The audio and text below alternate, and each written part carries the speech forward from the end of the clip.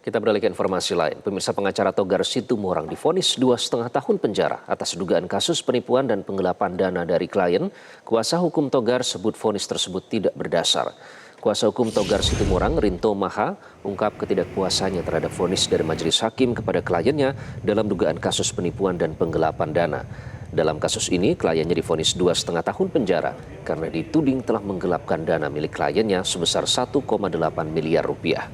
Ia mempertanyakan delik aduan dari pelapor yang dinilai tidak berdasar karena dilandasi rasa ketidakpuasan atas kinerja Togar Situmorang selama menjadi kuasa hukum pelapor serta permintaan adanya biaya tambahan selama proses persidangan.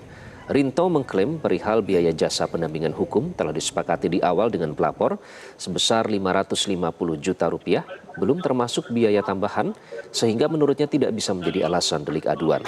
Sementara itu pelapor Fanny Lawrence mengklaim mengalami kerugian cukup besar 1,8 miliar rupiah dan menuduh Togar merancang serangkaian kebohongan dalam penanganan kasusnya. Rinto menyebut telah mengajukan banding atas vonis 2,5 tahun penjara Togar Situmorang. Saat ini pihaknya masih menunggu proses banding di Pengadilan Negeri Bali.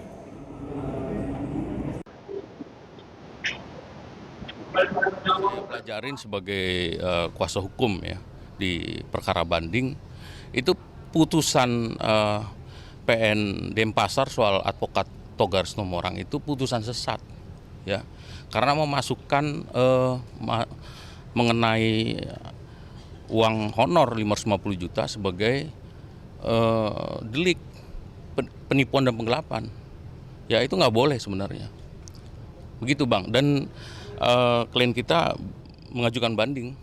Kalau di mana-mana, kalau ada perkara menyangkut itu advokat, ya, kalau misalnya ada sengketa dengan kliennya, itu tidak serta-merta tiba-tiba langsung jadi delik pidana.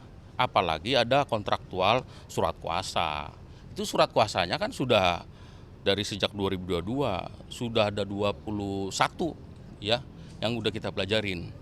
Dan seharusnya itu bukan delik pidana dong. Itu perdata itu kalau saya bilang.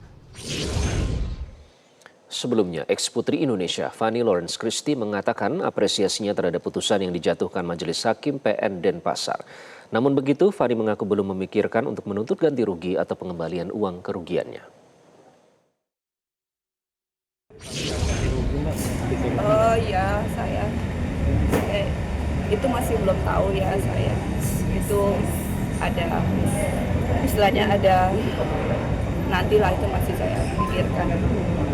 Dan jelas ini kan sudah terbukti ya dalam tuntutannya juga sudah terbukti bahwa ini adalah pidana. Ruang mediasi itu tetap terbuka ya, kita kan manusia ya, tapi maksud saya yaitu saya akan berkomunikasi kembali kepada Jelajahi cara baru mendapatkan informasi. Download Metro TV Extend sekarang.